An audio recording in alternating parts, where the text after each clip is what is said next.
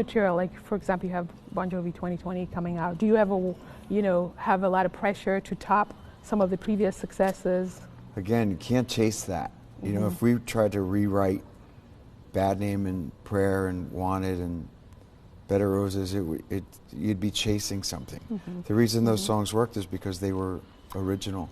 They were songs unto themselves, and when you start chasing something to top it, you'll always come up short.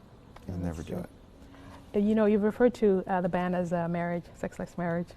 How do you manage to keep it, together and loving after all these years? Lingerie.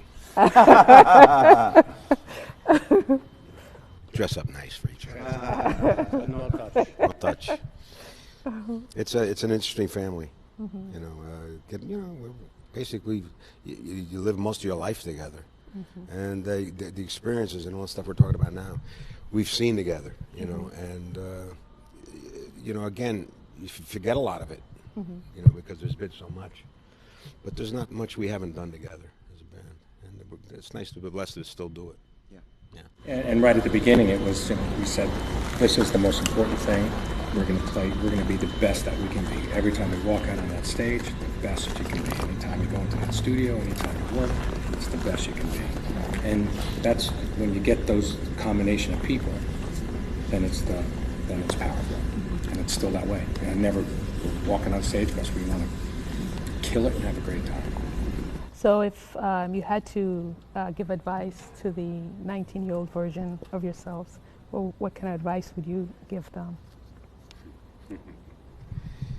Yeah, our knowledge is wasted at this age. There's so much. I mean, the ride is when you're a kid, man. And I think you follow your dreams, and that's all you can do. I wouldn't change a thing. The only difference is you probably know how to do it better now. You're better at your craft. But it made you more mature. It changes you, makes you better though. But I think get on stage. I'm still 16. It's what makes me want to play. Otherwise, who's gonna want to watch me? You're gonna feel there's no energy and stuff. So I think we're still kids.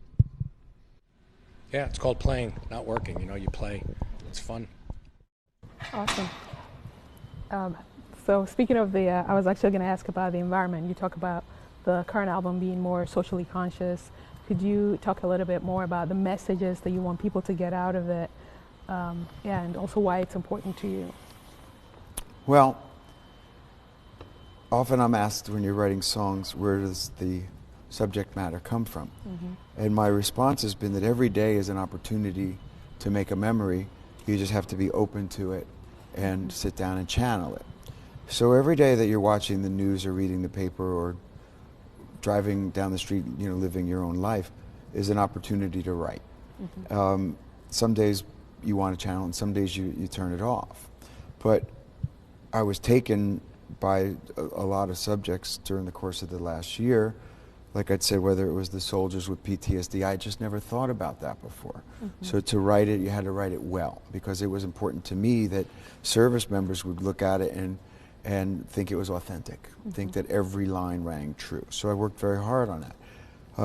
There's a song on the record called Lower the Flag, and it deals with the shootings that are happening almost on a daily basis, to the point where the public are becoming numb to them.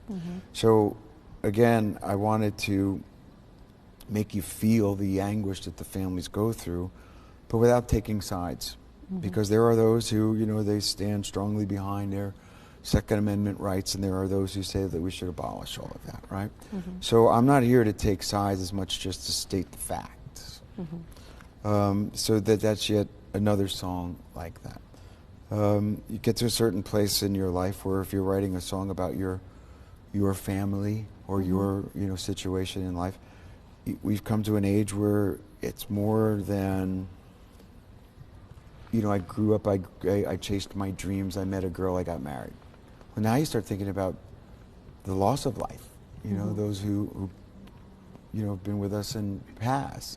You start thinking about your own immortality. That kind of subject would not have crossed my mind at 25 or 30 or 40. So there's deeper meanings in those stories. there's the situation that's out there politically. Again, without taking sides, it's just all based in fact. And it leaves it to the listener to determine, which side of the conversation you want to be on. But with all that said, I think that I hope is that people will see that 2020 as a snapshot of time. Oh, pretty cool. And but you've done philanthropy throughout, your career. Where does that come from, that giving back? Well, I don't know where it came from. I think that as artists, when you're young, people come to bands because they'll get that photo op, or a band is passing through town, and even if they are truly concerned with an issue, it's in and out.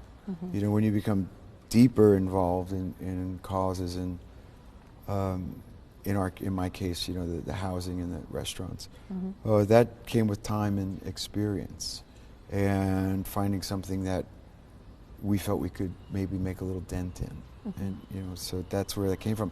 But it wasn't from an incident. I was never homeless or hungry. It was just something that I realized I didn't need a scientist to find the cure. Right. And that's when I got focus, and when I knew that we could make a difference, but it didn't take a scientist. Absolutely. And what do you want your legacy to be? Because when you set out, did you ever imagine any of this? No, from a band's perspective, it's way, way, way above our wildest dreams. I think I could speak on behalf of everybody. The legacy is in the music and the live shows, because that's how we built our reputation. Even when we didn't have hits, we went out and played live everywhere, and kept that relation to that crowd for generations now, and nearly 4 decades. So we're very proud of that aspect of it. But the legacy is not ours to write. Right. And how do you remain the sexiest band alive? Clean living. Yeah. So thank you so much. Thank you very much. Thank you, Mary. For your time. You've been very generous.